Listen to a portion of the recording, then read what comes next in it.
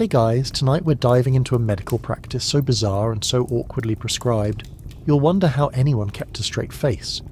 We're not talking about romance, candlelight, or anything resembling intimacy. No, tonight's story is about how medieval doctors turned women's pleasure into a cure, for infertility, for hysteria, even for things you won't even believe. So before you get cozy, I'd really appreciate a quick like or even a subscribe. It helps way more than you know. And hey, I'm always curious where you're tuning in from. Drop a comment with your city and what time it is for you. Now, lay back, close your eyes, maybe turn on a fan for that soft background hum, and let's ease into tonight's journey together. Congratulations, you've just woken up in the year 1325. The good news, you're alive. The bad news, so is your uterus. And medieval doctors are convinced it has a mind of its own. You're lying on a straw mattress that smells faintly of mildew, sweat, and regret. When you hear it, the sound of a priest-physician insisting that your womb is capable of wandering through your body like a bored house guest. According to him, it could migrate up to your throat and strangle you, which is a fun thing to think about before breakfast. The theory wasn't a joke. Galenic medicine, still holding medieval Europe in its sweaty grip, taught that women had seed, just like men. If you didn't release it through orgasm, it could build up pressure, cause infertility, or send your reproductive system marching north in protest. In other words, pleasure wasn't indulgence, it was therapy. And the treatments? Oh, they were equal parts awkward and absurd. Doctors might prescribe vigorous intercourse as a cure, provided it was with your husband and church approved. Others whipped up potions of fennel, myrrh, or bizarre herbal rubs applied to stimulate circulation. If that didn't work, some physicians took matters literally into their own hands.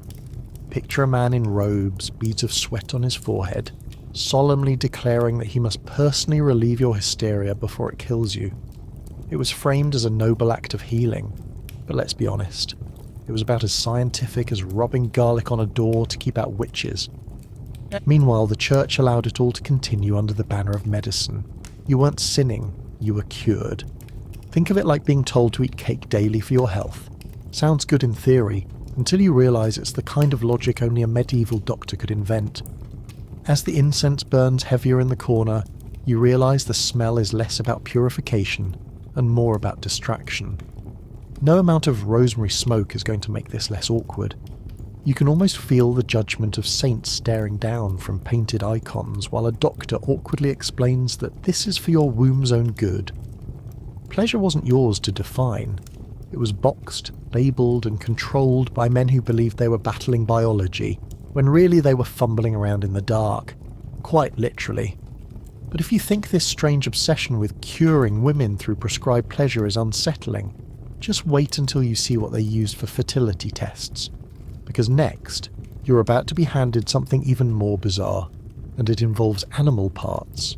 And as strange as the idea of prescribing pleasure as medicine was, the treatment surrounding it only became stranger once you stepped outside the physician's chamber and into the broader world of medieval fertility rituals. If a doctor wasn't convinced you had reached the proper balance, he might hand you something far less enjoyable than stimulation. In fact, some of the most trusted remedies for ensuring female health involved swallowing herbs that tasted like swamp water, rubbing oils that burned worse than fire, or undergoing fertility tests that could have come straight out of a carnival sideshow. You're sitting at a wooden table in a cramped cottage where the air smells faintly of smoke, tallow, and dried herbs hanging in bunches from the rafters. A midwife stirs a pot filled with fennel seeds, mint, and something pungent you can only describe as swampy onion. This isn't soup. This is medicine. And it is aimed at coaxing your body into obedience. Medieval medicine was obsessed with balance. Too much cold and your womb would wither. Too much heat and it might wander. Herbs were assigned humoral personalities the way you might assign star signs today. Fennel was hot and dry. Mint was cooling and moist. Together they supposedly calmed the womb like a lullaby. In reality, they gave you gas, nausea, and the sense that someone had liquefied a garden and forced it down your throat. Herbal cures for female desire were endless. Rue was prescribed to suppress lust, while anise was recommended to spark it. Myrrh was ground into powders for menstrual irregularities, while garlic was rubbed on the skin to ward off wandering wombs. The recipes sounded like the world's worst cookbook, but they reveal how little separation there was between medicine and magic. A sprig of rosemary tucked beneath your mattress might be offered with the same seriousness as a surgical treatment. And in some cases, the herbs themselves were hallucinogenic. Nightshade and henbane, used sparingly by midwives, could cause visions, dizziness, and sometimes full-blown delirium. Imagine thinking you were receiving a sacred cure, only to wake up in the yard 3 hours later insisting you had flown across the rooftops. Fertility testing was even stranger. One method involved soaking garlic or onions in wine, and then placing them in the body overnight. If the patient woke up the next morning with garlic breath, the theory was that her womb was open and fertile, allowing the vapours to travel upward. If not, her womb was closed, which in practical terms meant the doctor would probably start prescribing more intercourse. There are surviving medieval texts describing this onion test in all seriousness, a reminder that gynecology was once indistinguishable from kitchen experiments. Picture it, a physician leaning over with grave solemnity, announcing that your reproductive future depends on whether your husband can smell garlic on your breath at dawn. And when herbal remedies and onion tests failed, animal parts stepped in. Yes, animal parts. Ground stag antlers, dried hare's womb, and even powdered toad bones were considered potent for women's health. A particular favourite was beaver castoreum, a musky secretion taken from glands near the animal's tail, believed to stimulate menstruation and ease blockages. It was costly and foul-smelling, but physicians swore by it. Another prescription included pigeon droppings mixed with vinegar and applied as a poultice. You can almost hear the disappointment in the room when patients realised that instead of comfort, they were receiving bird dung compresses. The church did not necessarily object to these treatments, because they weren't framed as indulgence but as remedies. If pleasure was tolerated under the excuse of therapy, so too were these earthy concoctions. After all, suffering was part of salvation, and if God had chosen herbs and animals as tools of healing, then enduring their stench was simply part of the cure. You were not indulging, you were sacrificing your comfort in the name of health. It was, in its own way, an act of devotion. The reality, of course, was that these remedies were wildly inconsistent and often harmful. Many herbs caused miscarriages or poisoning in large doses. Henbane could paralyse. Pennyroyal, another common prescription for female complaints, was highly toxic and has killed countless women throughout history. And yet, the logic held firm because it fit neatly into medieval thinking. Balance the humours, tame the womb, and control the body through whatever means available, even if it involved onion fumes and pigeon dung. The smell of garlic, rosemary and wood smoke thickens in the cramped cottage as you sit there, realising that every sip and swallow is another gamble. You feel a mix of nausea and disbelief, as if you've stumbled into a medieval apothecary where the recipes were written during a drunken tavern game. Each ingredient carries the weight of centuries of superstition, even when their effects were more likely to cause discomfort than healing. And yet, for many women, this was their only option. Doctors prescribed, priests blessed, and midwives mixed, all while the underlying assumption remained the same. Female bodies were mysteries to be subdued, managed, and corrected through endless tinkering. But if you thought swallowing herbs and testing fertility with onions was strange, it is nothing compared to the elaborate rituals that emerged when medicine collided with superstition at full strength. Because next you will find yourself in the middle of medieval exorcisms performed not on spirits, but on wombs themselves. And once herbs, onions, and even bird droppings had failed to tame the restless womb, there was still another tool in the medieval doctor's kit: exorcism. Not of demons in the air or spirits haunting castles, but of the female reproductive system itself. The womb, after all, was thought to be both vulnerable to possession and capable of misbehaving like an unruly tenant. If it wandered, spasmed, or produced symptoms no man could explain, it was easy to blame spirits. And so, Medicine and religion joined hands in ceremonies that would have looked more at home in a dark chapel than in any clinic. You're kneeling in a cold stone church where the walls smell of damp moss and candle wax. A physician in long robes stands beside a priest, both peering down at you with solemn faces. On the altar are bowls of holy water, sprigs of herbs, and a silver censer swinging clouds of frankincense into the air. Your body is not seen as a natural system to be studied. It is seen as a battlefield between wandering wombs, trapped humours, and the invisible fingers of demons. Women's health was often interpreted as spiritual warfare. Pain in the stomach could be bile, pain in the womb could be the devil, and the cure could be as simple as boiling fennel or as dramatic as driving out spirits with psalms. The history behind this is rooted in the medical texts Europe borrowed from Greece and Rome, but filtered through a Christian lens. Ancient physicians like Hippocrates and Galen had described hysteria as a female disease caused by trapped fluids or a displaced womb. When medieval Europe embraced their writings, it added theology.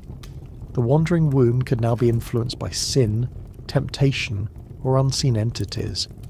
It was not enough to balance humours. You had to balance the soul, so women underwent rituals that were half prayer, half treatment. Priests chanted scripture over the patient, sprinkling holy water across the abdomen. Physicians might anoint the stomach with oil while swinging incense, claiming the vapours would draw the womb back down. Bells were rung near the head to frighten away spirits, while pungent herbs like asafoetida were burned beneath the nose, not to heal but to repel. Imagine coughing and gagging while someone waves smoke beneath your face, insisting that this will guide your uterus back into position. To medieval logic, the womb could be lured by pleasant scents and driven off by foul ones, like a wayward animal sniffing out food. There are recorded cases where women were told to inhale sweet perfumes at the mouth, while foul odours were applied below.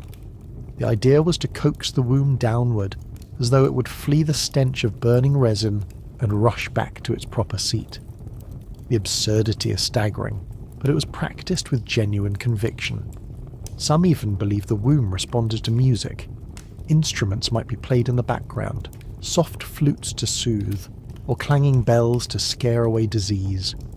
Your body, in this worldview, was not only mechanical, it was theatrical, a stage upon which doctors and priests performed their rituals. The results were, of course, inconsistent. Some women probably did feel temporary relief, if only because ritual gave them attention in a world that often ignored their suffering. Placebo is powerful, especially when wrapped in the authority of both medicine and church. But the treatments also reinforced the idea that women's bodies were unruly, irrational, and in need of constant oversight. If the womb was wandering, it meant you were unstable. If demons could settle in your belly, it meant you were spiritually weak. The line between diagnosis and judgment was almost invisible. The sensory world of these exorcisms would have been unforgettable.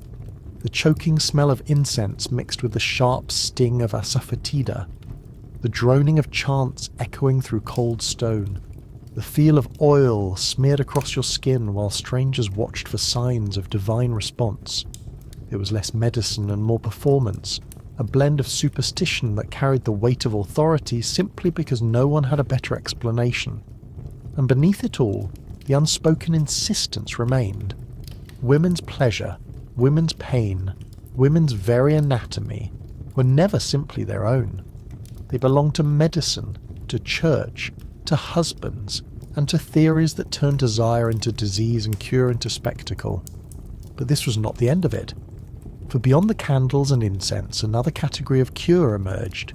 Devices and tools, crafted not for ritual but for stimulation itself. Because when all else failed, physicians reached for objects designed to force the body into obedience, a practice that would eventually give birth to an entirely new chapter in medical history. And once the chanting, incense and onion remedies had run their course, the work of restoring balance often became a far more physical ordeal. Physicians were not shy about prescribing hands-on stimulation, and what sounds like an awkward misunderstanding today was considered a serious treatment for hysteria, infertility, and practically any mysterious female ailment. The medical texts did not blush. They listed these interventions with the same tone one might use to describe applying a bandage or draining a blister. Pleasure had been stripped of its intimacy. It was rebranded as therapy. You find yourself in the corner of a physician's chamber, watching as a man in robes warms a jar of oil near the hearth. The air is thick with the smell of smoke, damp wool, and something sweetly cloying that might be honey. On the table beside him are instruments of medicine, iron probes, polished glass, jars of ointment. But among them lies something else, an object carved of wood, smooth and rounded, clearly intended not for cutting, but for coaxing. The physician does not smirk, he does not laugh. He approaches his work with the grim seriousness of a carpenter preparing to repair a door hinge. This was not uncommon. Manuals of the period, drawing on Galenic tradition, openly instructed doctors to induce orgasm when women presented with symptoms of hysteria. The logic was simple. If the body contained pent-up female seed, it had to be released. If the womb was restless, it had to be soothed. And since intercourse could not always be relied upon, either because of an absent husband or an uncooperative marriage, the responsibility fell to the physician. The procedure was clinical, detached, and alarmingly routine. It was not framed as desire, it was framed as housekeeping. Treatments often involved oils or ointments mixed from herbs thought to warm and stimulate. Cinnamon and myrrh were popular ingredients, both prized for their heating qualities in humoral theory. Applied with steady hands, these substances were believed to encourage the flow of seed, relieve tension, and restore balance. The language of the manuals made it sound as though the body were a clogged pipe, and the physician's task was to flush the system clean. The fact that the flush happened to involve climax was treated as incidental. There are scattered references in medieval records to the use of carved objects as aids in these treatments. Smoothly polished stones, wooden implements, and occasionally even glass were noted in medical contexts. While many historians debate whether these were truly sexual in nature or simply multi-purpose probes, the overlap cannot be ignored. What we recognise today as pleasure devices were, in the medieval mind, medical tools. Their purpose was not indulgence but therapy, and their use was sanctioned as long as it occurred within the framework of healing. The absurdity is easy to see now. Imagine lying in a cold chamber, candlelight flickering on the walls, while a doctor assures you that this invasive treatment is necessary for your health. No romance, no privacy, no personal choice. Just a professional in a robe performing what he considered routine maintenance. Patients were rarely consulted in the way we think of consent today. The assumption was that the physician knew best, and that the woman's role was simply to submit to treatment. This practice endured for centuries, morphing into early modern medicine where hysteria remained a common diagnosis well into the 19th century. What began in the Middle Ages as a blend of Galenic theory and church-approved necessity laid the groundwork for centuries of interventions that blurred the line between healing and control. Women's orgasms were medicalized, stripped of agency, and reframed as biological chores. The sensory detail of such treatments would have been unsettling. The flicker of torchlight bouncing off glass jars, the sharp tang of resin and vinegar used in ointments, the creak of wood beneath you as the physician worked. There was no softness, no tenderness, only the heavy air of obligation. Even the aftermath was clinical. Doctors sometimes noted with satisfaction that a woman appeared calmer, her symptoms eased. They wrote these outcomes in their ledgers as though logging the results of a bloodletting, never pausing to consider the implications of what had just occurred. Yet behind the solemn language and straight faces lurked something more complicated. Physicians may have claimed detachment, but the cultural obsession with regulating women's pleasure speaks volumes. These treatments were not just about health, they were about control. To prescribe an orgasm was to assert authority over the body, to define when, how, and why it could occur. Pleasure was not yours to discover, it was theirs to assign. The irony, of course, is that some women likely did find relief. Whether through placebo, genuine stimulation, or simply the rare chance to have their bodies acknowledged, patients may have felt better afterward. But relief came wrapped in the heavy chains of misunderstanding. What should have been personal became medical. What should have been autonomy became supervision. And what should have been celebrated was relegated to the cold language of humours and seed. The crackle of the fire in the hearth fades as you imagine lying there, oil still clinging to your skin, the physician already scribbling notes in his ledger. Your body has been treated as a site of maintenance, no different than a leaky roof or a clogged drain, and yet this was considered progress. In a world where women's health was often ignored entirely, the fact that doctors prescribed release at all was a strange kind of recognition, even if it came wrapped in absurdity. But recognition could also turn darker, for beyond oils, wooden implements, and solemn rituals, some cures called for even harsher measures. Remedies that stung, burned, and scarred in the name of purging the womb of disorder. Because medieval medicine was never content to leave well enough alone. It always searched for the next extreme, no matter how much pain it caused. And when oils and wooden tools no longer convinced the body to behave, the next step was something far harsher. Medieval physicians leaned heavily on the idea that health depended on constant purging. If the womb was sluggish or disobedient, then it needed to be smoked out, steamed, or scalded until it surrendered. What began as therapy veered into punishment, the kind of treatment that left patients wondering if they were being healed or tortured. You're seated on a low stool in a physician's chamber, your feet planted on damp earth that smells faintly of moss and animal fat. A large copper pot simmers over the fire, sending up clouds of sharp-smelling steam. Inside is a brew of sage, juniper, vinegar, and something acrid enough to sting your eyes from across the room. The doctor insists this is medicine. He points to the pot as though it were a holy relic, explaining that the rising vapours will penetrate the body, chase out impurities, and restore balance to your womb. What he does not mention is that you are expected to sit over the pot, wrapped in blankets, until the stench soaks into your pores and the scalding steam burns your skin. Steaming baths were common prescriptions for gynecological complaints. Women were seated over pots of boiling herbs or lowered into tubs filled with hot infusions of rosemary, myrrh, or even sulphur. The rationale was simple. Heat was believed to open blockages and draw down the womb. In reality, the practice often caused blistering burns, dizziness, and fainting. Physicians recorded this as proof that the treatment was working. If the patient collapsed, it meant the humours were finally being released. Other cures were even more violent. Cauterization, the application of heated metal, was sometimes suggested for women whose wombs refused to return to their proper position. The idea was to shock the body into obedience. Imagine the horror of lying in a cold room while a physician heated an iron rod in the fire, claiming this would scare your womb back into place. It was not common, but it existed in the manuals, tucked away as a last resort for the most stubborn cases of hysteria. Then there were the ointments. Asafoetida, a resin known for its revolting smell, was ground into pastes and applied as a poultice. Other recipes mixed vinegar with crushed beetles or even powdered coral, smeared directly onto the skin. The intention was always the same: burn, blister, and irritate until the womb moved in response. Medieval medicine had no concept of chemical burns or tissue damage. If your skin turned red, if you screamed, if the area swelled painfully, then it was noted as evidence that the body was responding positively.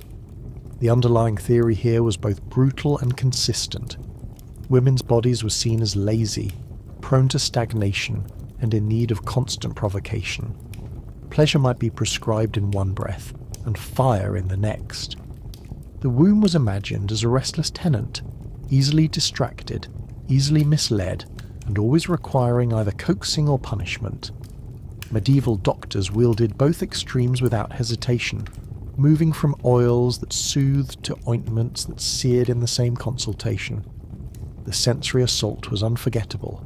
the acrid smoke of vinegar and herbs filling your lungs, the sting of heat on raw skin, the cloying weight of ointments that smelled like rot. These treatments did not just aim to cure, they aimed to overwhelm. In the medieval worldview, pain was often seen as proof of progress. If it hurt, it must be working. If it burned, then surely the womb was responding. And if the patient fainted, then balance had finally been restored. Women endured these ordeals with little choice. Refusal could be seen as sin or stubbornness.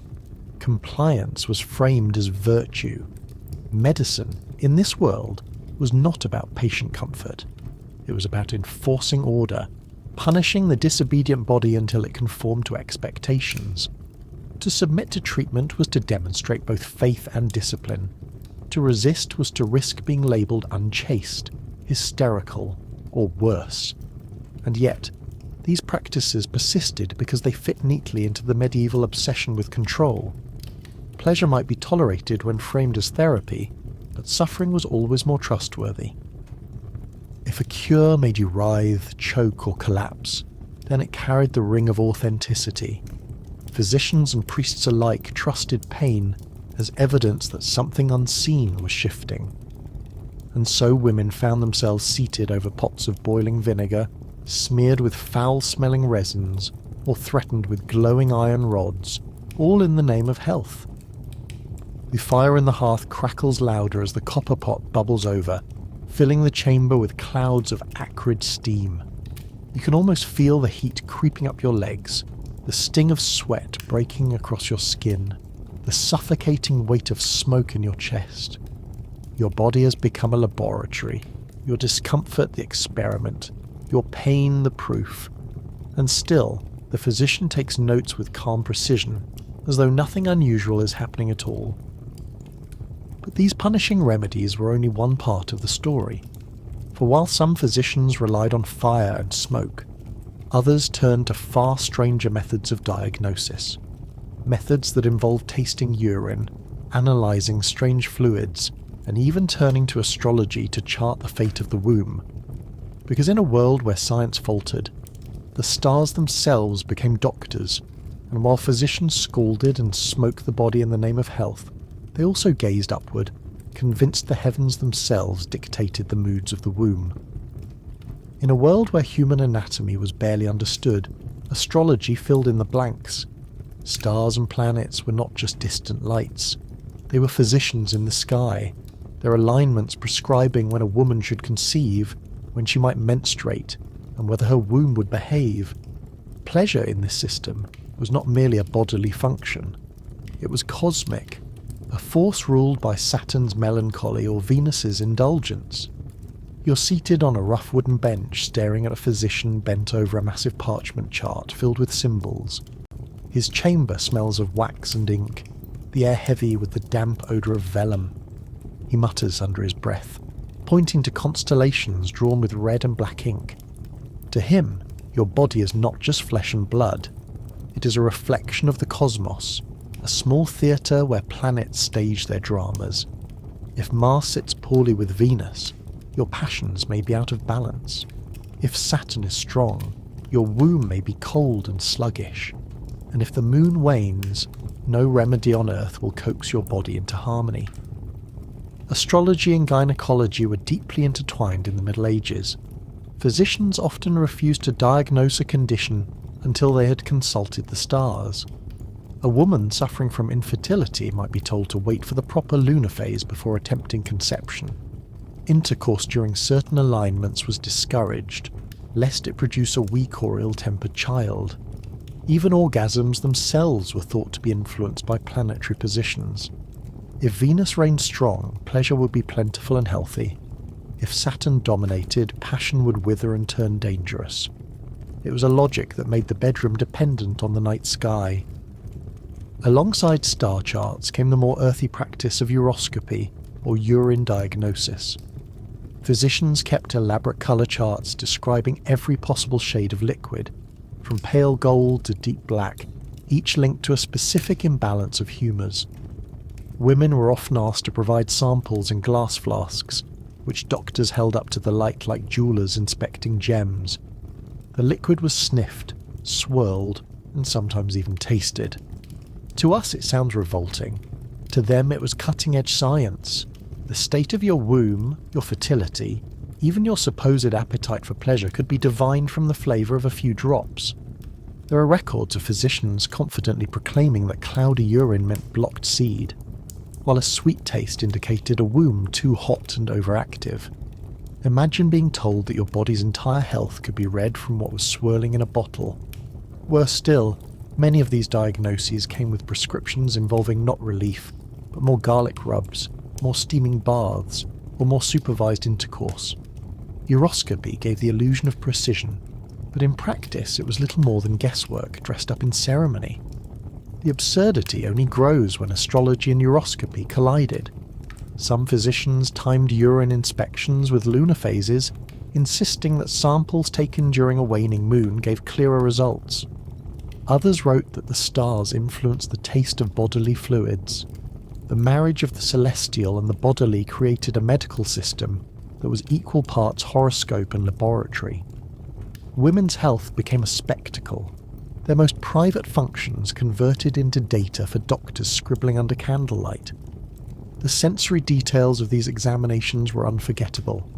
The smell of stale urine wafting through stone halls, the flicker of candlelight through glass flasks, the scratch of quills as physicians scribbled judgments not on your symptoms, but on the shape of Saturn in the sky.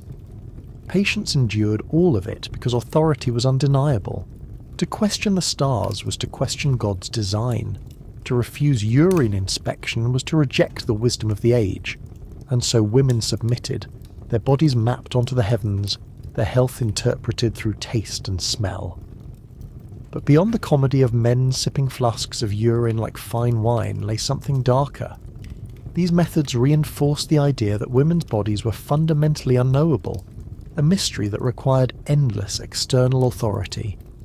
The stars explained desire, the urine confirmed disorder, and the physician remained the interpreter of both. What should have been natural and personal was transformed into charts, tastes, and celestial decrees. The physician before you sets down his flask satisfied and declares that Venus and Mars will bring balance only if you endure another steaming bath of sage and vinegar. He notes the decision in his ledger as if it were divine law. Your body has been translated into symbols, your pleasure into planetary conjunctions, your health into the flavour of liquid on a physician's tongue. And all of it is accepted because in this world, the stars rule not only the sky, but every corner of the body. Yet even the stars had their limits. When astrology faltered and urine proved inconclusive, doctors turned to still stranger explanations. Some claimed women's wombs were influenced by animals, drawing cures and metaphors from creatures that supposedly embodied fertility or desire, which meant the next prescription might not involve the stars or a flask, but the heart of a rabbit or the gland of a beaver, placed in your hands with all the solemnity of sacred medicine. And after the stars and urine had done their work, physicians often reached for something far stranger, something that crawled, bleated, or gnawed in the night. Animals were not just food or companions in the medieval world. They were seen as vessels of hidden power, their organs and secretions infused with qualities that could be transferred to humans. If you needed to encourage fertility, tame the wandering womb, or summon desire where none could be found, then it was time to raid the barnyard, the forest, or the riverbank for ingredients that could turn the body into a living apothecary. You're sitting in a dim hut that smells faintly of hay, dung, and damp leather. On the table before you lies a small pile of powders, bones, and vials filled with thick oils. Each is labelled not by chemical formula, but by the animal it once belonged to. A dried hare's womb, ground into dust, is offered as a charm for conception. Powdered stag antlers are mixed into wine, said to invigorate the reproductive system. Castoreum, a pungent secretion scraped from the glands of beavers, is preserved in wax-sealed jars. The physician assures you that a few drops of this musk, foul enough to make your eyes water, will stimulate menstruation and awaken desire. The logic was symbolic as much as it was medical. Hares were famed for their fertility, so their organs were believed to transfer reproductive strength. Stags regrew their antlers every year, so their bones symbolized vitality and renewal. Beavers were thought to be cunning and vigorous, so their glands were harvested to imbue women with the same qualities. The body, in medieval medicine, was porous, able to absorb the powers of animals through consumption or application. If you swallowed the right powders, rubbed the right ointments, or wore the right charms, your womb would follow the example of the beast. Some of these remedies bordered on the grotesque. There are records of pigeons being slit open and placed warm on a woman's abdomen, the bird's lifeblood believed to draw down heat and restore balance. Other recipes called for mixing goat fat with herbs and applying it as a salve near the womb. Even the heart of a rabbit might be dried, powdered, and swallowed with honey. It was a culinary nightmare disguised as gynecology, a kitchen full of half-baked metaphors pretending to be science. And yet, animal remedies were not fringe practices. They appeared in respected medical texts copied by monks and taught at universities. The works of Avicenna, a Persian polymath whose writing shaped European medicine, contained long lists of animal-based prescriptions. These texts filtered into Latin Europe and were cited with reverence. A woman suffering from infertility might be handed a potion containing eagle bile. Another might be told to drink wine laced with powdered bones. Even noble households stocked cabinets of animal parts, ready to be ground, boiled, or burned depending on the physician's orders. The sensory details of these cures were inescapable. Castoreum reeked of musk and rot, so strong it was also used in perfumes as a fixative. Imagine rubbing it on your body, trying not to gag while being told it was essential for health. Dried hare's womb had the texture of brittle parchment, its powder gritty against the tongue. Stag antler shavings left a woody bitterness in the mouth, and the pigeon compress, with its warm feathers still slicked with blood pressed against your stomach, was less a treatment than a performance of desperation. Humour hides in the absurdity of these practices. Physicians who could not explain female pleasure in any rational terms turned instead to rabbits and beavers. To them, women's bodies were unpredictable, and animals offered a convenient vocabulary of symbols. Fertility came from hares, vigour from stags, cunning from beavers. It was medieval logic at its finest, turning barnyard creatures into unwilling assistants in the endless struggle to control the womb. But beyond the absurdity lay darker truths. Many of these remedies were expensive, accessible only to the wealthy who could afford imported powders and exotic parts. Poor women relied on simpler, often more dangerous cures, drinking decoctions of pennyroyal, chewing rue, or applying poultices made from whatever animal waste was available. The divide between classes meant that even in medicine, pleasure and fertility were stratified. Wealth brought perfumed jars of beaver musk. Poverty brought handfuls of weeds and foul-smelling concoctions scraped together from the yard. The hut around you fills with a stench of castoreum as the physician grinds powders and mixes oils.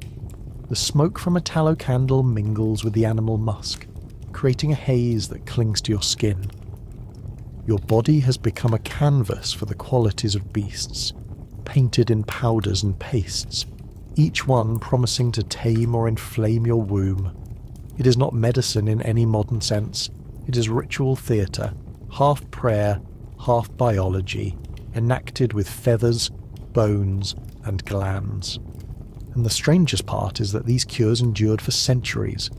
Beavers, stags, and hares continued to appear in medical texts well into the early modern period. Even as anatomical knowledge grew, the allure of animal symbolism refused to fade. For women, this meant their pleasure and fertility remained tethered to the imagined power of creatures that had no say in the matter. Desire was not theirs to define. It was borrowed, extracted, and imposed, a patchwork of fur and bone woven into the fabric of their bodies. The flicker of the candle dies low, and the smell of burnt resin mixes with animal musk in the air. You can almost hear the scratching of quills as another physician copies these recipes into a manuscript, ensuring they will be preserved for future generations. Your womb has been reduced to an experiment in metaphor, your health entrusted to the vitality of beasts, your pleasure reframed as a byproduct of feathers and glands. And still, the treatments march on, because in the medieval mind, no cure was too strange if it promised to keep the wandering womb in place. But if animals could not guarantee obedience, physicians sometimes turned to charms and amulets, little objects worn close to the skin, said to protect the body from disorder and restore passion. Which meant that the next stage of treatment was not swallowed, smeared or steamed, but hung around your neck, tucked into your clothes, or hidden beneath your pillow, carrying with it the promise of control through symbols carved in stone and scraps of parchment. And when the jars of beaver musk and powders of rabbit womb had been exhausted, there was still one more avenue left to try. The body could be smoked, scalded, or force-fed herbs, but it could also be shielded by magic. Medieval Europe was a world where amulets and charms carried as much weight as ointments and baths. If an object had been blessed, carved, or simply worn close to the skin, it could ward off wandering wombs, encourage fertility, and even regulate pleasure. Medicine and magic were not opposites, they were partners. You're standing in a dark chapel, the smell of candle wax and damp stone pressing in around you. A priest presses a small parchment into your hand, folded tightly and tied with red thread. On the inside are words from scripture written in cramped Latin, a spell disguised as a prayer. You're told to wear it near your stomach to protect the womb from disorder. Alongside it, a physician produces an amulet made of carved bone strung on a cord. It is scratched with strange marks that resemble stars. He explains that the symbols will draw down lunar energy to stabilize your humours. Your health, in this logic, is safeguarded not only by herbs, but by talismans dangling under your clothing. The use of charms for gynecological health is well documented in medieval texts. Amulets containing words from the Psalms were carried to aid conception. Pieces of coral were worn to protect against infertility. Jet stones, smooth and black, were polished into beads and strung as necklaces to ward off hysteria. Even simple objects like iron keys or carved wooden figures were said to keep the womb from wandering. The line between religious devotion and magical thinking blurred until they were indistinguishable. Women were encouraged to trust not just the physician's hand, but the protective power of objects tied against their bodies. Sometimes these charms were intensely personal. A woman might wear a pouch filled with herbs stitched into her clothing. Others tied scraps of parchment inscribed with astrological symbols around their thighs. Some even placed small relics under their pillows, hoping the sacred power of a saint's bone or a sliver of holy wood would regulate their passions. The womb was treated like a wayward child in need of constant supervision, restrained not only by steam and smoke, but by words and stones pressed against the skin. These objects could be bizarre. There are records of women being told to carry the dried right foot of a toad in their girdle to prevent miscarriage. Others wore rings engraved with strange phrases that had no meaning except to those who believed them sacred. In some regions, eggshells were ground and carried in small bags to keep the womb quiet. Physicians noted these practices alongside herbal recipes, never bothering to separate what was medical from what was magical. In the medieval imagination, both carried equal authority. The sensory world of these amulets was as striking as the treatments themselves. Coral beads clacked softly under clothing. Jet stones warmed against the skin. Parchment charms smelled of wax and ink, the Latin letters smudging as sweat soaked through fabric. The objects were constant companions, physical reminders that the body was always under surveillance. Even in moments of privacy, the weight of a charm pressed into your ribs or thigh reminded you that your womb was never free. Behind the humour of a woman wearing a toad's foot in her belt was something more serious. These charms reinforced the same lesson that herbs, ointments, and steaming baths had already made clear. Pleasure was not a private experience. It was a matter of public health, subject to control by church, physician, and superstition alike. Every object tied to your body, every word scribbled on parchment, carried with it the reminder that your desires were dangerous unless contained. The irony is that some women may have found comfort in these charms. In a world where medicine was often painful and intrusive, an amulet offered a gentler form of reassurance. It did not burn, blister, or scald.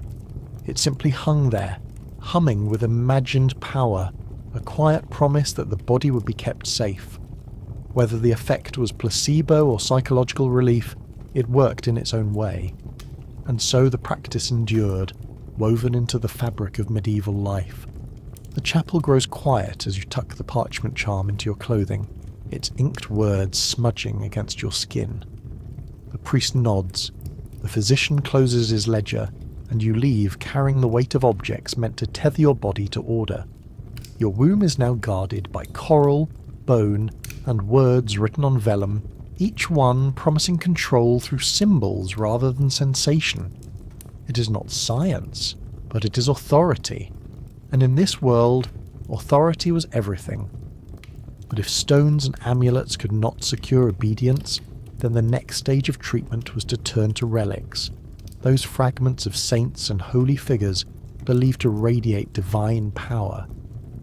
For in the medieval imagination, even pleasure could be sanctified or suppressed by the bones of the holy dead, and when charms of coral and parchment prayers were no longer enough, women were told to look higher, toward the relics of saints and holy figures.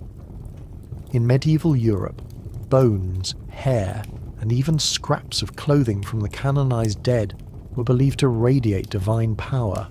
They could heal wounds, cure infertility, and in some cases regulate the restless womb.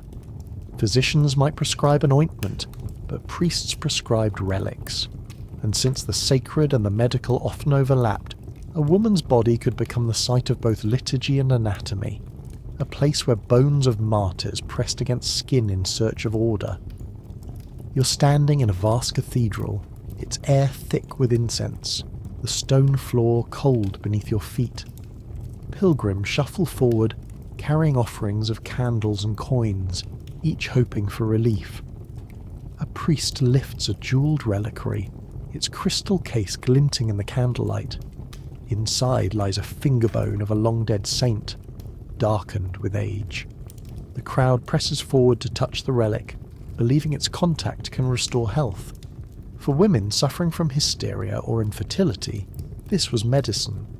Not boiled herbs, not steaming baths, but the touch of sanctity transferred through bone and glass. Relics were central to medieval healing culture. Cathedrals across Europe competed to acquire the most powerful remains, whether they were authentic or not. Some claimed to hold entire skulls of saints, others a few splinters of wood from the true cross. Women were told to pray before these relics, to touch them, even to drink water that had been poured over them. If a womb wandered, a relic could draw it back. If pleasure became disordered, a saint's presence could purify it.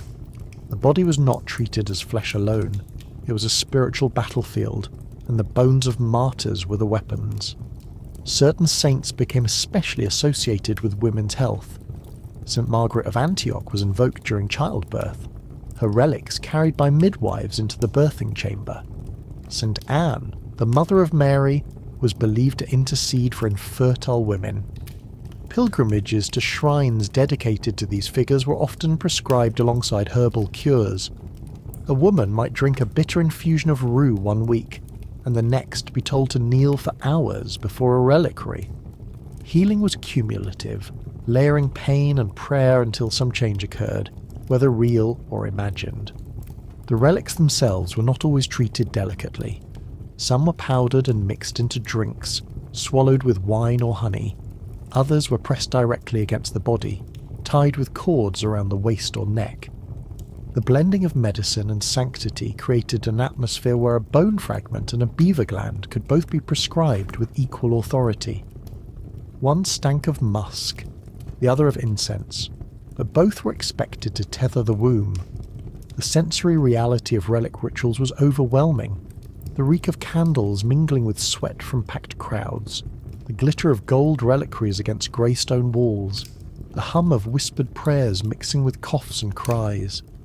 Women knelt for hours in this environment, clutching rosaries, pressing their foreheads to cold stone, begging not only for divine grace but for the stability of their bodies. Every glance upward toward a saint's image reminded them that their pleasure and fertility were matters of eternal consequence. Behind the solemnity, however, lurked an economy. Relics brought wealth to churches, pilgrimages meant offerings, and offerings meant coin. The desperation of women longing for children or relief from pain filled coffers as effectively as tithes. For all the sanctity surrounding relics, they were also commodities. Cathedrals displayed them proudly, sometimes exaggerating their power, to attract pilgrims from far and wide. A finger bone could become a source of endless revenue, fueled by the bodies of women told their health depended on touching it. It is tempting to laugh at the absurdity of pressing a bone against your abdomen to coax a womb back into place. But for women of the Middle Ages, this was not foolishness. It was hope. In a world where medicine burned, blistered and bruised, relics offered something gentler, even if no more effective. The act of kneeling, praying, and touching something sacred created the sense of being cared for, of being recognized in a society that often ignored female suffering.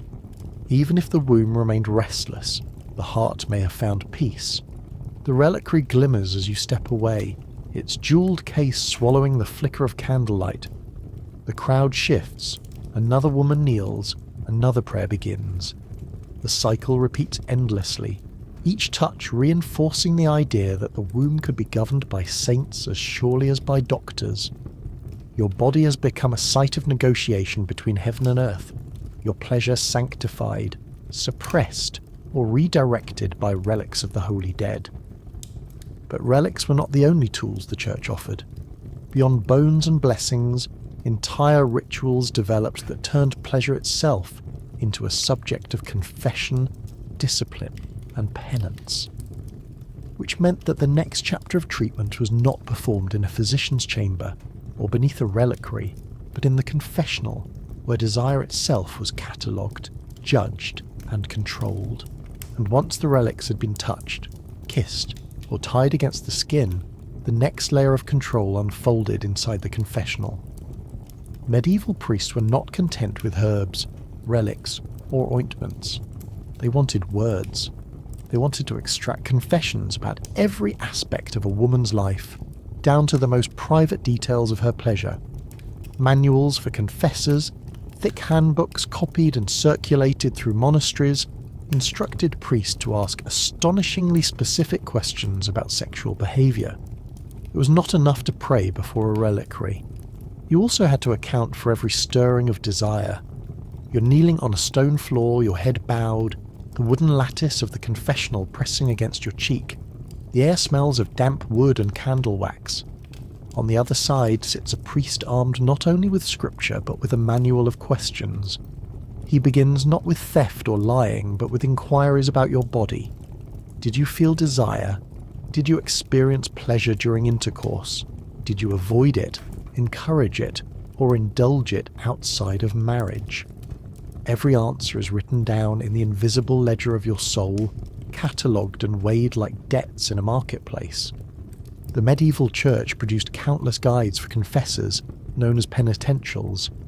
These texts, dating back to the early Middle Ages, offered page after page of sexual sins and their corresponding penances.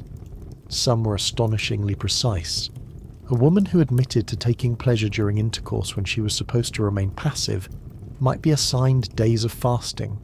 A woman who confessed to stimulating herself could be ordered to recite psalms for weeks. If her confession involved herbs, charms, or remedies for arousal, she might be accused of sorcery and given harsher punishments. In this way, desire itself was folded into the machinery of penance. The irony is that these manuals, written to suppress pleasure, inadvertently preserved a record of just how aware the church was of it. The very fact that priests were instructed to ask about orgasms reveals that people were experiencing them, talking about them, and worrying about them. Confession became a stage where women's private lives were exposed, scrutinized, and disciplined, often by men who had taken vows of celibacy, yet studied sexual behaviour with obsessive detail. The humour lies in the contradictions. Priests who were supposed to renounce the flesh spent hours interrogating parishioners about the flesh in minute detail. Manuals listed sins involving positions, gestures, even the timing of passion, with all the seriousness of a bookkeeping ledger. A woman might confess that her womb felt restless, and the priest would nod gravely, flipping to a page that equated her symptoms with a prescribed fast of bread and water. It was medicine without herbs, a cure of prayer and hunger, designed not to heal the body but to discipline the soul. The sensory experience of confession was suffocating. The darkness of the chapel, the weight of silence punctuated by whispered admissions, the flicker of candlelight casting shadows on stone. Every word spoken through the lattice bound you tighter to a system where pleasure was defined as a fault to be atoned for. Relief came not through release, but through penance, a trade of indulgence for hunger, intimacy for prayer, laughter for tears. And yet, confession manuals also reflected anxieties that ran deeper than medicine.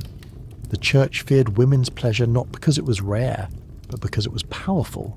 Orgasms were thought to influence fertility, to release seed, to shape the outcome of conception itself. A woman's pleasure was not just personal, it was cosmic, shaping the health of children and the balance of families. To regulate it was to regulate society. Every question asked in the confessional was another strand in the web of control. The priest across from you clears his throat, scribbles in his ledger, and assigns your penance. You're to fast for 3 days and recite the penitential psalms every morning. You rise from the stone floor, your knees aching, your body still heavy with desire unspoken, your soul now weighed down with imposed guilt. The confessional has turned your pleasure into debt, payable not in herbs or relics, but in hunger and prayer. But penance was not the final tool. Beyond the whispered questions of priests, the church also sought to regulate pleasure through law and policy. The very courts of Christendom wrote edicts that declared when, how, and even whether pleasure could take place, which meant the next chapter of this story unfolded not in confessionals, but in courtrooms, where pleasure was argued, condemned, and legislated into submission. And once desire had been confessed and punished in whispers, it did not stay in the shadows. The law itself reached into the bedroom, eager to legislate what could and could not happen within it. Canon law, the church's legal code, treated women's pleasure as a matter of public consequence, because in the medieval imagination, orgasms were tied to fertility, legitimacy, and the very stability of families. What you felt in private could ripple outward into lawsuits, annulments, and trials. Your body was no longer your own. It was a legal case waiting to happen. You're standing in a drafty courtroom, the smell of damp parchment and sweating bodies filling the air. A bishop sits at the high table, quill in hand, flanked by clerks scribbling every word. The case before him is not theft, murder, or blasphemy. It is marriage. A man insists that his wife cannot conceive because she does not reach climax, and therefore their union should be annulled. The bishop nods gravely, as though he is being asked to weigh the movements of planets. In this room, a woman's pleasure is treated with the same seriousness as property disputes. Canon law taught that conception required the contribution of both male and female seed. For a woman to conceive, she had to experience orgasm. If she did not, it was believed her seed would not be released, and no child could result. This idea, inherited from Galen and embraced by medieval scholars, turned orgasm into a prerequisite for legitimate heirs. Courtrooms, therefore, became places where pleasure was debated in legal Latin, its presence or absence determining whether marriages stood, children counted, or families crumbled. Annulment cases were filled with strange details. Some husbands argued that their wives were frigid, incapable of reaching climax, and thus infertile. Others accused wives of being too passionate, their excessive orgasms seen as sinful indulgence that disrupted marital balance. In either case, women found themselves on trial not for crimes, but for their bodies' responses. Testimonies could involve neighbours, midwives, even physicians called to judge whether a woman's body showed signs of passion. The absurdity was staggering. Entire marriages rose and fell on whether someone could prove that a wife had or had not experienced pleasure. The legal obsession went even further. Courts sometimes demanded tests of impotence, where couples were ordered to perform under supervision their ability to consummate and generate pleasure judged by outsiders. These trials were humiliating, invasive, and often farcical, yet they were treated with solemn seriousness. The fate of estates, inheritances, and noble bloodlines could hinge on a physician declaring that a woman's womb had failed to respond appropriately. The bedroom was transformed into a courtroom annex, the most intimate act reimagined as evidence. The sensory details of these trials were suffocating, the scrape of quills recording every whispered accusation, the rustle of robes as clerics leaned forward to hear testimony about another family's intimacy, the smell of wax and sweat as bodies packed into a cold stone hall to watch the law probe into matters that should have remained private. In these rooms, pleasure was not yours. It was evidence, weighed and measured against scripture and precedent. The irony is that the law's obsession with orgasm reflected both its importance and its incomprehensibility. Scholars debated endlessly whether women truly produced seed, whether climax was necessary, whether desire could be sinful and essential at the same time. No consensus was ever reached, yet the courts behaved as though the matter was settled. Women were left trapped in contradictions. If they admitted to pleasure, they risked penance for indulgence. If they denied it, they risked annulment for infertility. Their bodies became legal paradoxes, guilty either way.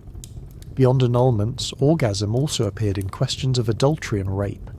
Some courts argued that a woman who reached climax during an assault could not truly have been violated since pleasure was seen as evidence of consent. This monstrous logic reveals how deeply confused medieval law was about the nature of desire. Pleasure was misread not as a response of the body but as a moral choice, one that could condemn women even when they were victims.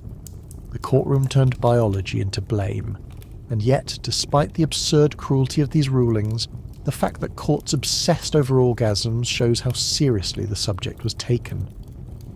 In a society that so often silenced women, their pleasure still forced its way into the record books. Not as testimony of joy, but as testimony of guilt, responsibility, and obligation. Entire manuscripts of canon law preserve discussions of climax, penned by men who claimed authority over bodies they did not understand. The bishop at the high table dips his quill, scribbles a note, and delivers judgment. A marriage is annulled, or upheld, or marked by some compromise no one finds satisfying. You leave the courtroom aware that your body is no longer a private landscape. It is a legal battlefield, mapped out in Latin, argued over by clerics, and recorded in ledgers. Pleasure has become evidence, and the courtroom is as much a bedroom as the chamber you share at home. But beyond the law's obsession with annulments and legitimacy, there were also medical consequences to this belief in orgasm, as essential for conception. Doctors, midwives, and scholars all carried the same conviction into their work, shaping childbirth, pregnancy advice, and even midwifery practices, which meant that the next chapter unfolded not in courts or confessionals, but in the birthing chamber, where women's pleasure was woven into the very science of how life began. And once the courts had finished weighing marriages on the scales of climax, the theory spilled straight into the birthing chamber. For medieval physicians, conception itself was unthinkable without orgasm. The belief was so entrenched that midwives, scholars, and priests all repeated it as though it were carved in stone. A woman who failed to experience release, they said, could not conceive, or if she did, the child would be weak, malformed, or touched by illness. Pleasure was not just tolerated, it was prescribed, written into the very logic of reproduction. You are crouched beside a straw bed in a smoky chamber, the air thick with the smell of sweat, tallow, and damp linen. A midwife leans close to the expectant mother, whispering reassurances drawn straight from centuries of medical texts. She insists that the strength of the baby depends on the vigour of the parents at the moment of conception. Too little passion, and the child will be pale and sickly. Too much, and the child may emerge unruly, even monstrous. It is a superstition wrapped in medical theory, the kind of logic that turned intimacy into destiny. The medieval theory of generation came from Aristotle and Galen, whose ideas fused into a hybrid science that dominated Europe. Aristotle believed the man provided the form of life, while the woman contributed only the material. Galen, however, argued that women produce seed as men did, and that both seeds needed to meet for conception. The combination of these theories created a strange compromise. A woman's orgasm released her seed, but it was still seen as weaker than a man's. To conceive, her body had to match his passion. If she failed, conception would falter or produce children thought to be malformed. This belief spilled into advice manuals for married couples. Texts suggested that women be encouraged to reach climax during intercourse, not for their own sake but for the sake of the child. Doctors described the womb as a kind of furnace, warmed and activated by pleasure, able to grasp the seed more firmly if orgasm occurred. Without it, they feared the womb would fail to retain the child, leading to miscarriage. The health of the family line, in their view, depended on whether or not women achieved release. But absurdity was never far behind. Manuals also warned that the manner of orgasm could shape the child's appearance. If the parents conceived with vigorous passion, the child would be strong. If either partner faltered, the child might inherit weakness. Some even claim that children's personalities reflected the emotions of conception, so a child conceived in anger might be quarrelsome, while one conceived in joy would be pleasant. It was genetic theory without genes, destiny written in the heat of the moment. Midwives reinforced these ideas during childbirth. If a woman suffered complications, whispers spread that she had failed to reach proper passion at conception. If a child was born with a disability, people muttered that the seed had not been released correctly. The womb became both furnace and scapegoat, praised when children thrived, blamed when they did not. Women bore responsibility not only for their own pleasure, but for the fate of the next generation. The sensory world of these beliefs was heavy with pressure. A smoky chamber lit by rush lamps, the sound of labouring women crying out, midwives whispering prayers, the smell of sweat mingling with herbs stuffed into the rafters, and beneath it all, the unspoken weight of blame, ready to fall on the mother's body if anything went wrong. In this atmosphere, orgasm was not joy but obligation, a burden tied to survival. The contradiction is striking. The same church that punished women for confessing to pleasure also demanded they experience it to conceive. The same physicians who prescribed scalding baths and foul ointments also wrote with solemn authority that female passion was essential for healthy heirs. Women were trapped in a cycle where their pleasure was both sin and necessity, shameful and required. It was a paradox that defined medieval sexuality, one that lingered for centuries. Even noble courts absorbed the theory. Kings and queens worried over heirs, and scholars whispered advice about the importance of passion in royal beds. Dynasties were believed to hang on whether queens could reach climax. Chroniclers wrote of marriages failing for lack of passion, heirs dying young because conception had not been vigorous enough. What we now see as superstition shaped politics, inheritance, and the fate of kingdoms. The straw bed creaks as the child finally emerges, the midwife lifting it into the smoky air. The cries echo against the stone walls, mingling with prayers and sighs of relief. Yet even in this moment of triumph, the mother feels the weight of judgment. If the child is strong, her passion will be credited. If the child is frail, her body will be blamed. Pleasure has been transformed into responsibility, a cosmic duty overseen by doctors, priests and midwives alike. But childbirth was only one stage of the cycle. Once children were born, the question of nursing, wet nurses, and the effects of desire on breast milk arose. Medieval physicians claimed that a woman's passions could seep into her milk, shaping the infant who drank it, which meant that the regulation of pleasure did not end with birth. It followed into infancy, turning even breastfeeding into a battleground for desire. And once the child had drawn its first breath, the question turned to nourishment. Breastfeeding was not simply a matter of sustenance in the medieval mind. It was a transfer of humours, passions, and even morality, delivered through milk.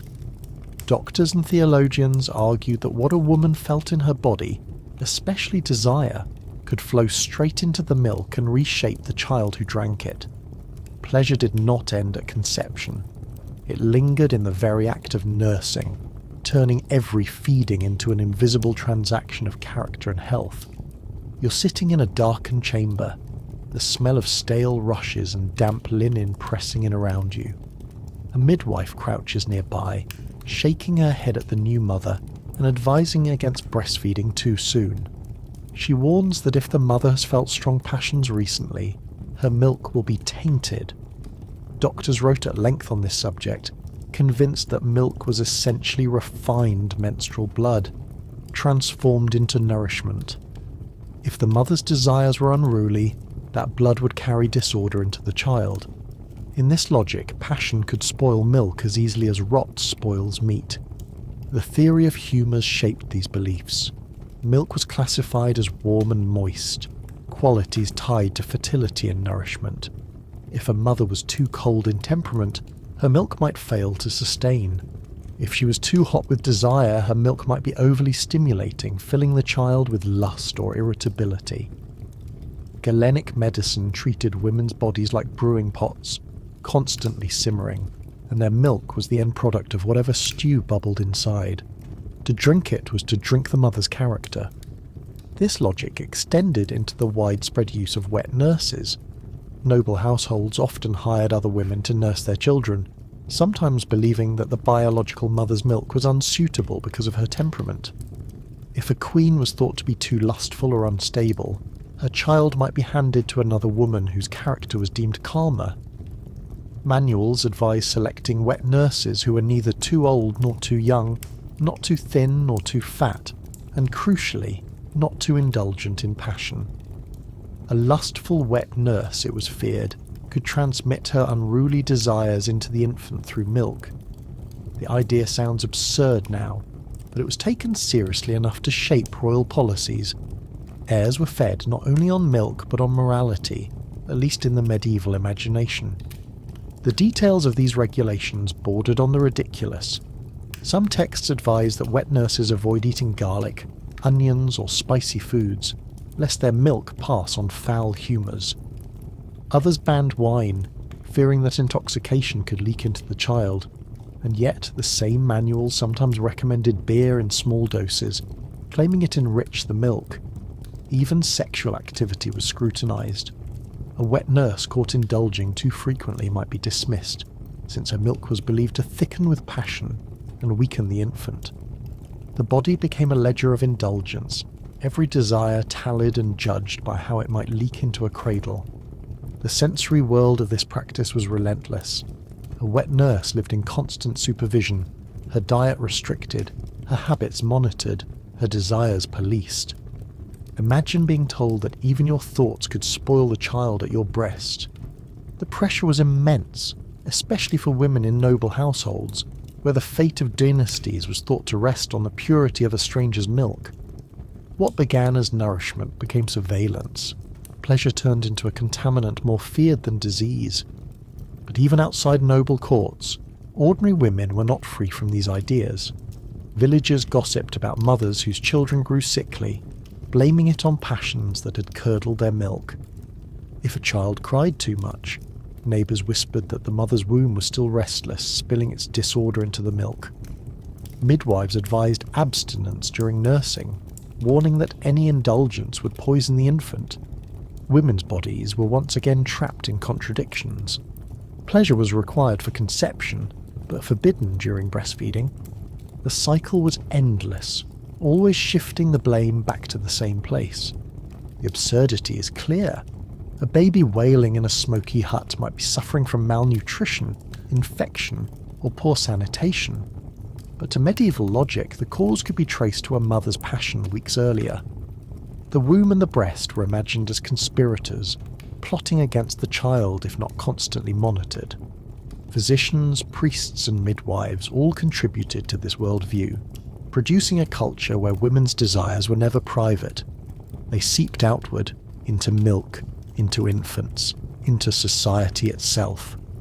The chamber grows heavy with the sound of the infant's cries, the smell of stale air, the endless weight of scrutiny pressing on the mother.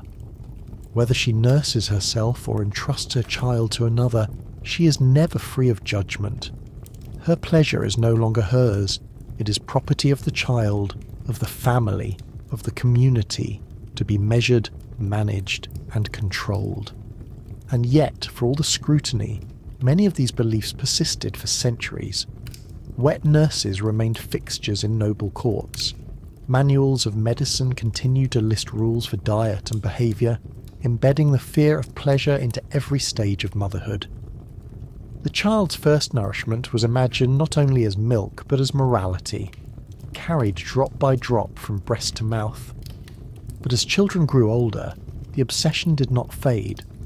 Medieval scholars extended the logic further, arguing that pleasure could shape not just infants, but the very lineage of families, determining whether bloodlines remained pure or became corrupted, which meant that the next stage of this story took place in the genealogies of nobles, where pleasure was recorded in whispers and family trees bent under the weight of superstition. And once milk had been scrutinized and wet nurses judged, the obsession with pleasure rose to the highest levels of power. In noble courts, the belief that orgasm shaped conception was not a private matter at all. It was politics. Dynasties were imagined to rise or fall on whether queens experienced passion. A royal womb was never simply a womb. It was a national resource, a vessel for heirs, a furnace whose heat had to be stoked just enough to guarantee strong children, but never so much that it tipped into sin. The bedchamber became an extension of the throne room. You're standing in a drafty hall lined with banners, the smell of wax and old wine hanging in the air. Courtiers whisper near the fire, not about alliances or wars, but about whether the queen is capable of passion. Physicians are summoned to give quiet opinions, theologians to advise on the balance between virtue and indulgence. The fate of an entire kingdom might hinge on whether a woman shuddered at the right moment. For in the medieval mind, no heir could thrive unless pleasure had blessed the moment of conception. This belief reached far into genealogies. Chroniclers recorded not just births, but the circumstances of conception, often embellishing with tales of passion or its absence. If a child grew strong and healthy, writers attributed it to the vigour of both parents. If the heir was sickly, whispers blamed the queen's lack of release. It was destiny rewritten as intimacy, history measured not only in battles but in bedrooms. The family tree was imagined as sprouting from orgasm itself. Kings, anxious for heirs, sometimes pressured physicians to ensure their wives achieved release. The irony is staggering. In a culture that condemned female passion as sin, rulers relied on it to secure succession. Doctors prescribed aphrodisiacs of honey, saffron and wine, urging queens to partake in carefully timed encounters. Midwives, too, were occasionally brought into the orbit of court politics, their knowledge of herbs and timing drafted into the business of dynasty building. Royal passion became a state matter, its failures whispered through corridors like treason. The absurd consequences did not end there. Canon lawyers argued that if a child was conceived without the woman's orgasm, its legitimacy could be questioned. This did not always carry weight in practice, but the fear lingered. Noble families desperate to secure their bloodlines wove passion into their marriage strategies, worrying not just about alliances but about whether their daughters were capable of pleasure. Marriage contracts sometimes included clauses about fertility, and by implication, about the ability to experience climax. the bedroom became a battlefield of diplomacy. The sensory reality of these expectations was suffocating. Imagine the cold stone walls of a royal chamber, servants bustling about, candles flickering, and the weight of an entire kingdom pressing on one bed. Passion was not intimacy, but performance, an act observed indirectly by advisors, theologians, and chroniclers. The Queen's body was treated as a forge where heirs were hammered into existence, her pleasure an ingredient in the alchemy of monarchy. Humour creeps in when we consider how clumsy these theories were. Medieval scholars insisted on the importance of orgasm, while knowing almost nothing about female anatomy. Their diagrams of the womb looked like inverted testicles, their descriptions vague guesses wrapped in Latin. Yet kings and queens staked their dynasties on these misconceptions, spending sleepless nights over whether a moment of passion had been achieved. It was biology by rumour, science by superstition, with consequences that rippled through wars and treaties, and still, the contradictions never resolved. Pleasure was needed but distrusted. Queens were urged to climax for the sake of heirs, yet warned against indulgence for fear of moral corruption. Women of power carried this paradox more heavily than anyone, their bodies not their own but property of lineage, throne, and church. Even in moments of supposed intimacy, they were never free from the invisible audience of physicians, priests, and politicians. The banners above the hall sway in a draught as you listen to courtiers murmur about the Queen's condition. Her womb is not just hers. It is a ledger of dynasty, its fate measured in whispered judgments about passion. Whether the next heir will be strong or frail, legitimate or suspect, is framed not in terms of chance, but in terms of whether pleasure lit the bedchamber. The kingdom itself is imagined to rest on sensations that its rulers barely understood. But this obsession with lineage did not stop at heirs. It seeped into debates about legitimacy of entire populations, with scholars arguing that groups of people carried the imprint of their mother's passion, or lack thereof, which meant that the theories of orgasm reached far beyond noble chambers, shaping prejudices about communities, classes, and even races. The story of pleasure did not end in royal beds. It spread into the foundations of medieval society itself, and once the fate of dynasties had been tied to pleasure, the logic spread outward, seeping into society at large. Medieval thinkers did not stop at queens or noblewomen. They began weaving entire stereotypes about different communities, imagining that the presence or absence of orgasm shaped not only families but whole populations. Pleasure became a cultural marker, a way to explain differences, assign blame, and reinforce prejudices. What began as a medical theory in manuscripts became fuel for gossip, sermons, and sweeping generalizations about women everywhere.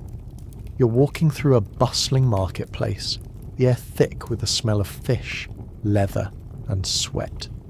Stalls line the muddy streets, women haggling over bread, children darting between barrels, priests preaching from the steps of a church. Yet even here, in the chaos of daily life, the conversation circles back to pleasure. Villagers mutter about which women are too warm or too cold, which communities are fertile and which barren, which classes indulge and which abstain. Pleasure has become a shorthand for morality, destiny, and even geography. Physicians fueled these myths in their writings. Scholars in Paris, Bologna, and Oxford scribbled theories linking climate to desire. Southern women, they claimed, were naturally more passionate because the heat of the sun warmed their humours. Northern women, living under colder skies, were supposedly frigid, their wombs sluggish and unresponsive.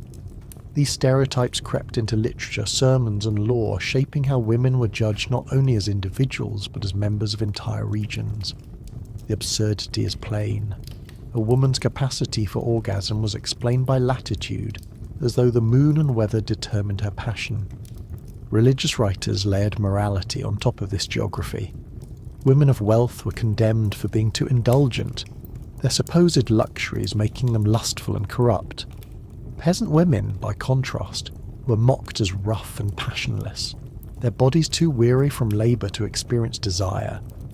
Neither stereotype allowed women agency. One group was shamed for feeling too much, the other for not feeling enough. The womb was never simply itself.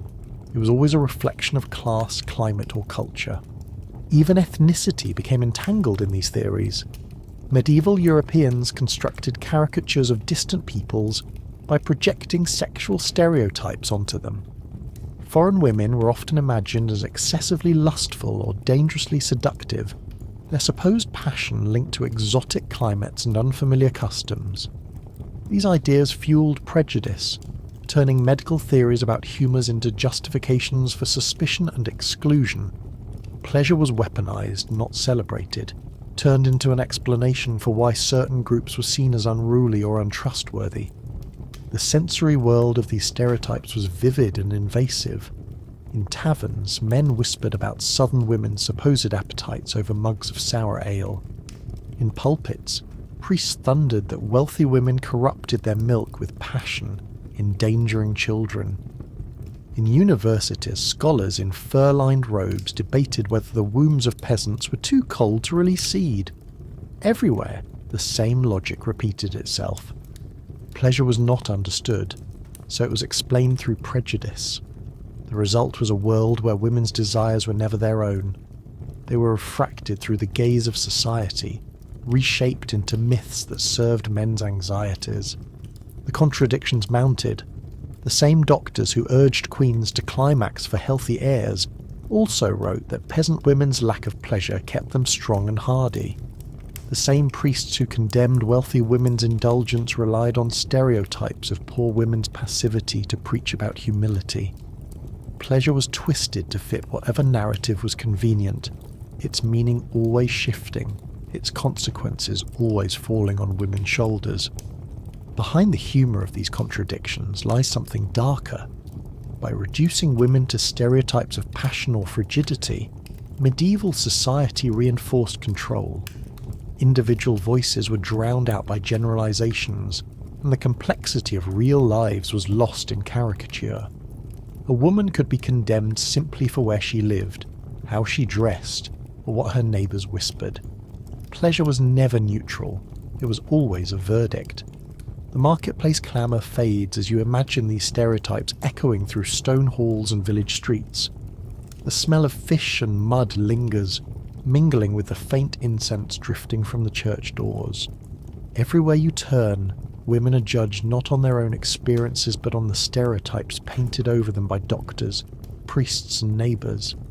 Your body has become not just your own, but a reflection of climate, class, and culture. If you had to suffer through this narration with me, the least you can do is let me know in the comments which video you'd like to see next, because apparently I can't stop talking about historical misery. And if you enjoy listening to centuries of people suffering in ways you thankfully never will, go ahead and check out my other videos. There's plenty more discomfort waiting to lull you to sleep,